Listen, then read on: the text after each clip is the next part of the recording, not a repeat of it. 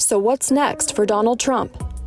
If the election were held today and Donald Trump was the Republican candidate, Trump would win 47% to 41% to Joe Biden if he indeed pursues re-election, in a survey conducted by Premise on March 16th through the 21st of 1,500 registered voters. The same poll also found that each political party stood by their candidate, with an astounding 87% of GOP voters choosing Donald Trump and 75% of Democrats choosing Biden. A possible challenger that is consuming much of the discussion about the 2024 election is Florida Governor Ron DeSantis. We'll continue the fight just like Clyde Finch. We'll fight with hope and optimism, and we will emerge stronger as a result of it. We must stay strong.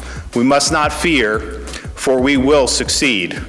He is heavily involved in polls of possible matchups, even though no announcement has taken place.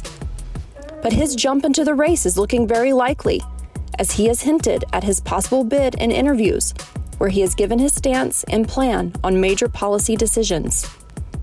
However, as history has shown us, the tide can change rapidly, all the way up to those notorious October surprises that occur before the November election month.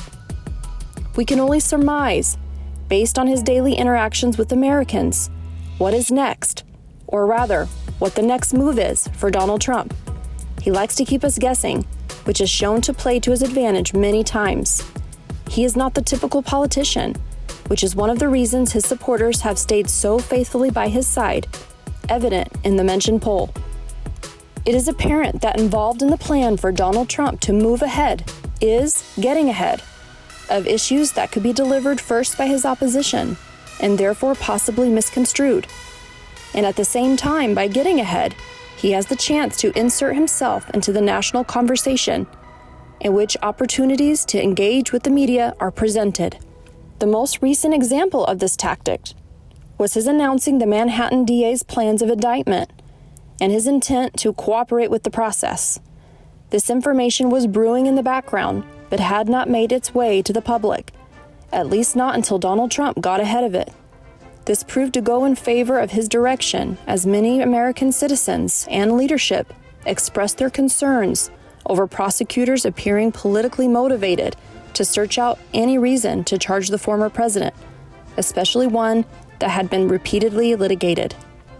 Another advantage that he gained in this most recent example is national media attention, which is always an opportunity for those running for office to surface dialogue and showcase themselves before the public, where they can formulate their own opinions.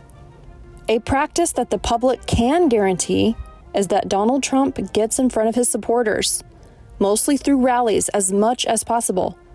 Whether Americans disagree with him or not, he has a recognizable ability to draw crowds and connect with his supporters. Typically, a person running for office who wants to eventually win do the things that have proven effective for them in the past. Gaining a strong support from his base will be essential if he wants to end the race in the White House. Reporting for the SATLUJ Network, I'm Gina Vigil.